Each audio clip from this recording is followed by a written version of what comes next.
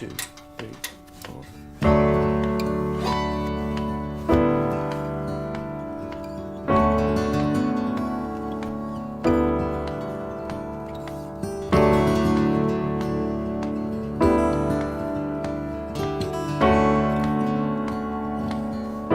So the first time I met Brendan was at a fundraising event that I had put on for my job.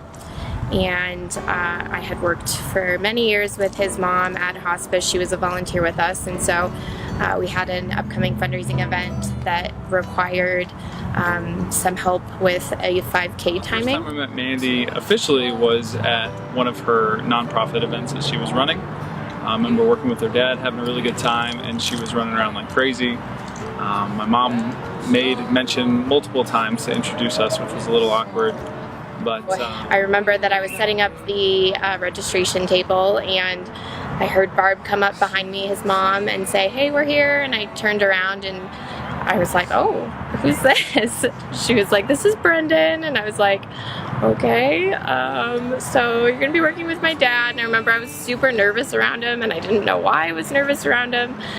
He worked the whole day with my dad at the finish line, and at the end of the day, my dad said, "Who is that boy?" And I said, "Oh, he's one of our volunteer sons." And he said, "Well, he's dreamy. I think you should start dating him." So, yeah, it was the first time.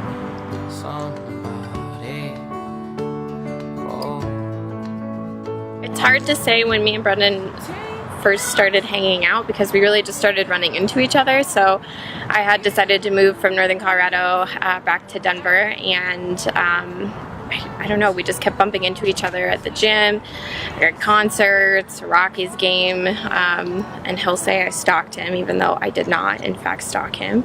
So we met at a race, and then we met again at my parents' house. After that, we just kept seeming to bump into each other. So, in a very creepy way, actually. I was walking down the street randomly downtown, and all of a sudden, who pulls up? Honk, honk, and a wave. Mandy. I'm at the gym, running on the treadmill, and I kind of glance over because I felt somebody looking at me. And what do I see but Mandy go? And then again, we met in a mosh pit at a rock show. We met at a Rockies game. We just kept bumping into each other. So I guess if that's not fate, then I don't know what else is. I think I started falling for Brendan much sooner than he did. Again, as much as I fought it, I think I probably fell for it long before I'd ever admit it. I think I really liked him even before we started dating, to be honest. We did a 1-second project where we filmed 1 second every single day, and so we made every day more epic than the last.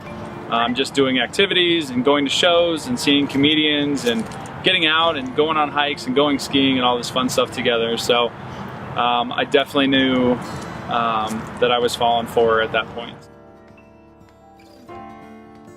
We started talking about marriage when we were trying to decide about moving in together.